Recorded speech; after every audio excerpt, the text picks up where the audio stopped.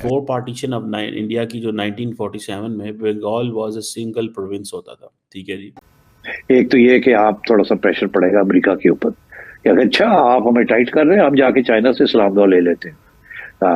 तो एक तो ये है तक नहीं रुकी, बात अब रशिया तक चली गई है। ट्रंप को मोदी जी से हार मिल रही है, वो हर रोज पागलों की तरह वो ट्वीट करता जा रहा है, और अब जब मार पड़ रही है तो उसने क्या किया, और हम साइन नहीं करेंगे, अमेरिका का कोलैप्स और तेजी से होगा। जैसे हम है वैसे रशिया है, चाइना है, कोई भी मानने को तैयार नहीं है। अगर आपके पास एक एबिलिटी है तो वो कैपेबिलिटी आप कभी इस्तेमाल कर सकते हैं। Exactly sir. तो सारी चीजें कंज्यूमर गुड्स महंगे हो जाएंगे और लोगों की जेबें कटनी शुरू हो जाएगी बिकॉज ऑफ महंगाई। तो ये डोनाल्ड ट्रंप अफोर्ड नहीं कर सकता। इंडिया ने एब्सोल्युटली नॉट कह दिया।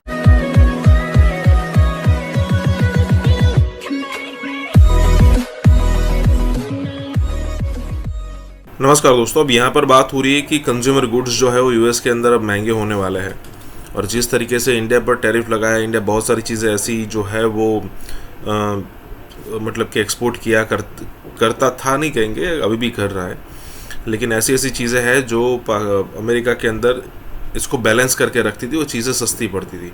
लेकिन अगर इंडिया पर टैरिफ लगाओगे या फिर कहे कि अमेरिकन जनता वो यूएस उसका जो अल्टरनेट है यूएस का, वो अगर परचेस करती है तो वहाँ पर महंगाई बढ़ेगी। और अगर मान लीजिए कि एक साथ महंगाई बढ़ती है, क्योंकि ये कोई सीजनल महंगाई है नहीं, एक साथ अगर महंगाई बढ़ती है कई सारी चीज़ों में, तो ये सोसाइटी के लिए दिक्कत पैदा करती है। अगर मान लीजिए कोई सीजनल महंगाई है कि जो हफ्ते 2 हफ्ते 4 हफ्ते या फिर एक आध महीने के लिए रहेगी, जैसे मान लीजिए टमाटर के प्राइस बढ़ गए, तो वो समझ में भी आता है कि लोग पहले स्टोर कर लेंगे या फिर यूज़ उसका कम कर देंगे। लेकिन अगर मान लीजिए कि इंडिया के टैरिफ की वजह से ही महंगाई बढ़ रही है, तो उसका कोई अंत है नहीं। जब तक इंडिया पर टैरिफ नहीं हटाए जाएंगे तब तक वो चीज़ें महंगी की महंगी ही रहेगी। दिक्कत हो रही है यूएस को। इसी के साथ ये वीडियो शुरू करता है। और हाँ दोस्तों, एक और रिक्वेस्ट है आपसे कि कृपया करके हमें सुपर थैंक्स के माध्यम से मदद करना ना भूलें। ऐसे हो सकता है कि सिचुएशन का फायदा रशिया उठाए और चाइना को इंडिया को एक टेबल पे बिठा के साथ खुद भी बैठ जाए और कोशिश करे कि अमेरिकन कैंप से इंडिया निकल ही जाए। देखिए, इंडिया के ऊपर तो ऑलरेडी बड़ा प्रेशर है ना फ्रॉम डोमेस्टिक कि बिट्रे किया अमेरिका ने, तो अमेरिका के साथ तो बैठना जो है बड़ी खतरनाक बात है।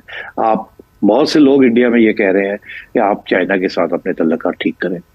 एक तो ये कि आप थोड़ा सा प्रेशर पड़ेगा अमेरिका के ऊपर कि अगर अच्छा आप हमें टाइट कर रहे हैं, हम जाके चाइना से सलाम दुआ ले लेते हैं।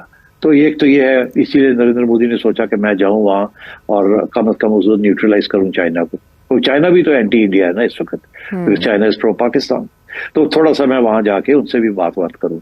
और इसी तरीके के साथ एससीओ के अंदर वहां भी तो सारे बैठे हुए हैं ना, एंटी अमेरिकन लॉबी बैठी हुई है एससीओ में।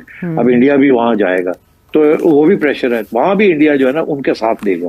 This is a message for Donald Trump कि तुम ये कर तो लो, मगर at the end of the day वो जो ग्रेटर गेम है उसके ऊपर हमें हम आपका साथ छोड़ देंगे, हम भी अपने रास्ते निकालेंगे, कहीं ना कहीं न्यूट्रलाइज करेंगे अपने लोगों को। तो I think India foreign policy जैसे कहते हैं ना, जबरदस्ती उनको रिव्यू करनी पड़ रही है। और बड़े लोग इंडिया में ये कह रहे हैं कि यार आपने चाइना के साथ क्या पंगा लिया, छोड़े चाइना को न्यूट्रलाइज करें, ताकि पाकिस्तान, जैसे पाकिस्तान के अंदर कुछ लोग हैं वो कहते हैं इसराइल को न्यूट्रलाइज करें, इस तरीके से इंडिया के अंदर लोग हैं जो कहते हैं चाइना को न्यूट्रलाइज करें और अमेरिका के कैंप मत जाए, वहां देखें आपके साथ क्या हुआ। तो मैं ये समझता हूं कि इंडिया कभी भी चाइना के साथ वो दोस्ती स्ट्रेटेजिक नहीं होगी जो पाकिस्तान की है। ये भी एक सवाल था कि जी क्या पाकिस्तान के ऊपर क्या इसका नेगेटिव इम्पैक्ट हो सकता है, मैं नहीं समझता। चाइना क्या all fair weather friend is Pakistan and vice versa. मगर इंडिया के जो बॉर्डर एरियाज हैं उसके लिए इश्यूज, और प्लस इंडिया की बड़ी तजारत है with China. India runs a big, China runs a big surplus with India. और फिर ये जो है कि चाइना के ऊपर जब प्रेशर पड़ रहा है इतना, तो लोग वहां से इन्वेस्टमेंट, फॉरेन इन्वेस्टमेंट बंद करके तो वो यहाँ इंडिया में आएंगे। बाकी मैं आपको एक बात बता दूं, ये जो सारा टैरिफ का इस्तेमाल कर रहा है ना, ये आखिर में आके डोनाल्ड ट्रंप को बैकफुट पे जाना पड़ेगा। क्योंकि एक चीज इसके साथ होगी, अगर ये 100% इम्प्लीमेंट करता है अपना टैरिफ पॉलिटिकल एजेंडा टैरिफ के जरिए, तो फिर जो सामान अमेरिका में जा रहा है वो महंगा हो जाएगा। अमेरिका की सारी imports of China, India, Pakistan, Bangladesh सारी महंगी हो जाएंगी, उसके साथ वहां इन्फ्लेशन हो जाएगी। और वो इन्फ्लेशन होगी वो गरीब लोगों को और मिडिल क्लास को हिट करेगी, जो कि जिनको आदत है सारे साल में 1% 2% इन्फ्लेशन होती है वहाँ। तो सारी चीजें कंज्यूमर गुड्स महंगे हो जाएंगे और लोगों की जेबें कटनी शुरू हो जाएंगी बिकॉज ऑफ महंगाई। तो ये डोनाल्ड ट्रंप अफोर्ड नहीं कर सकता, कोई प्रेसिडेंट प्राइम मिनिस्टर कोई महंगाई अफोर्ड नहीं कर सकता आवाम के लिए। सो आई थिंक ये अभी झटके मार रहा है, बट इन दी एंड आपने देखा जब कॉम्प्रोमाइज कर लेता है कि आप रेसिप्रोकल कम कर दे, वो अब कर लेगा, मगर at the end of the day इसको एज अ पॉलिटिकल वेपन मैं नहीं समझता इस्तेमाल कर सकेगा। ट्रंप को मोदी जी से हार मिल रही है, वो हर रोज पागलों की तरह वो ट्वीट करता जा रहा है, और अब जब मार पड़ रही है तो उसने क्या किया, अपने मागा सपोर्टर्स को बोल दिया जो एनआरआईज भारत के वो रहते हैं अमेरिका में, उनको टारगेट करना शुरू कर दो। और यही ट्रेंड वहां पर शुरू हुआ तो कनाडा में और यूरोप में भी शुरू हो गया, गो आउट इंडियंस का नारा लगना शुरू हो गया है। यानी कि क्या हमारे एनआरआईज को जानबूझकर टारगेट किया जा रहा है ताकि हमारी गवर्नमेंट के ऊपर प्रेशर डाला जाए कि वो एग्रीमेंट साइन कर ले, वरना सारे एनआरआईज को पकड़कर वो बाहर निकाल देगा। आपको याद होगा कि जब पहले भी जब ये प्रेसिडेंट बना था अभी 2025 में जनवरी में, उसके बाद बेड़ियां डालकर इसने फ्लाइट्स भर भर कर भारत में भेजी, लेकिन पाकिस्तान बांग्लादेश वहां पे नहीं भेजी। उसका भी एक रीजन था, मैं बाद में बताऊंगा। और अब ओपनली इन्होंने टारगेट करना शुरू कर दिया। रीजन क्या है, इसकी जो अपनी गवर्नमेंट है उसके अपने लोग, उन्होंने इसको गालियां निकालनी शुरू कर दी हैं। निकी हेली ने अभी ट्वीट किया कि आपने बोल दिया भारत को कि आप तेल मत खरीदिए, कोई बात नहीं, लेकिन आपने चाइना को नहीं बोला, उसको बोल दिया कि चाइना ने बोला है कि हम रशिया से और ईरान से हम तेल खरीद रहे हैं और खरीदते रहेंगे, जो मर्जी कर लो हमारा। और ट्रंप ने बोल दिया मैं आपको 90 दिन का टाइम देता हूं, उसके बाद आप बंद कर देना प्लीज। तो यानी कि आपने भारत को तो टारगेट कर दिया, लेकिन चाइना को आपने ओपन छोड़ दिया है। How is it possible? उसके अपने लोग उसको बोल रहे हैं। अब जब सारा कुछ हो रहा हो तो इसने क्या किया, मोदी जी को झुकाने के लिए अपने लोगों को बोल दिया टारगेट करो इंडियंस को, और जो इंडियंस वहां पर हैं वो थोड़े से डर के माहौल में हैं। अब एडिसन न्यू जर्सी में एक ग्रुप ऑफ इंडियंस सेलिब्रेट कर रहे थे अपना एक त्योहार। वहां पर जैसे नदी होती है या कोई वहां पर, आपको मालूम है हमारे वहां पर कभी दिया छोड़ दिया या कुछ और कर दिया, ये काम कर रहे थे।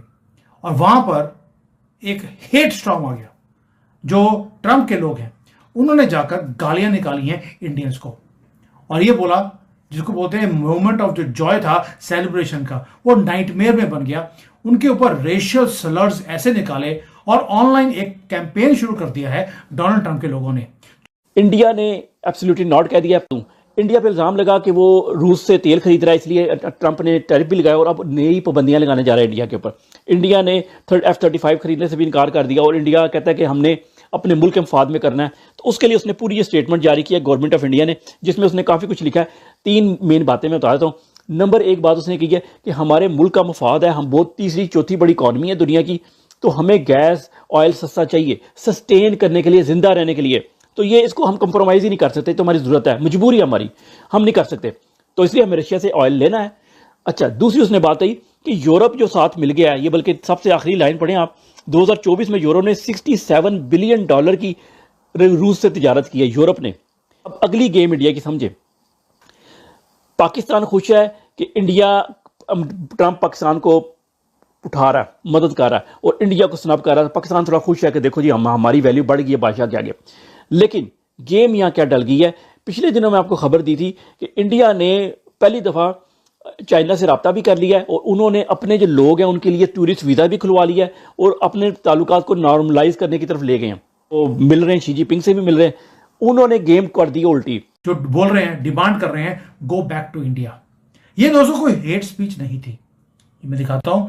हमारे जो लोग हैं उन्होंने डिफेंड भी किया कि यार जो साउथ इंडिया के लोग हैं उन्होंने बोला ये तो नॉर्थ इंडियंस थे, ये तो बिहारीज थे, सारे इंडियंस ये वाले काम नहीं करते हैं।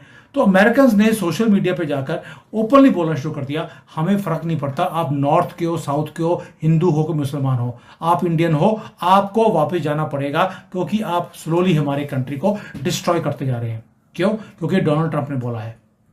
ये वही इंडियंस हैं जिनको पहले रिस्पेक्ट की जाती थी, अब हेट में हो गई है और इसलिए इनको डिपोर्ट भी किया जा रहा है, वो भी बताऊंगा क्यों। दोस्तों ये कोई हेट स्पीच नहीं था, सिर्फ इट वॉज ब्लंट, अगली, violent and orchestrated right from the top. But ये मोस्ट डेंजरस ट्रूथ, ये हुआ क्यों और ये आइसोलेटेड इंसिडेंट नहीं है, ये पिछले 5-6 महीने में इंक्रीज होता जा रहा है पूरे अमेरिका में। और ये आग अब कनाडा में, क्योंकि पाकिस्तानियों को, बाकियों को तो मौका मिल गया कि जब अमेरिका की गवर्नमेंट आपके साथ है तो इसको स्प्रेड कीजिए। कनाडा में खालिस्तानी शुरू हो गए, यूरोप में मुसलमान शुरू हो गए, और अमेरिका में डोनाल्ड ट्रंप खुद लगा हुआ है।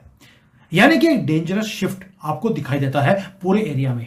जो इंडियन डायस्पोरा है उसे प्रेज किया जाता था, किसके लिए? ये हार्ड वर्किंग है, लॉ अबाइडिंग है, एजुकेटेड होते हैं, सक्सेसफुल हैं। ये मॉडल हमें दिखाया जाता था भारतीयों का, जो एनआरआईज थे।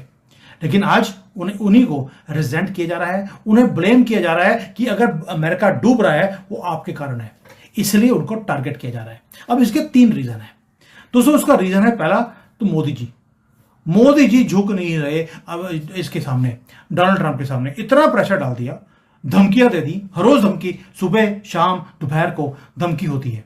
लेकिन हम एग्री नहीं कर रहे कि हम अमेरिका के टर्म्स के ऊपर एग्रीमेंट को साइन करेंगे, और हम साइन नहीं करेंगे, अमेरिका का कोलैप्स और तेजी से होगा। जैसे हम हैं वैसे रशिया है, चाइना है, कोई भी मानने को तैयार नहीं है।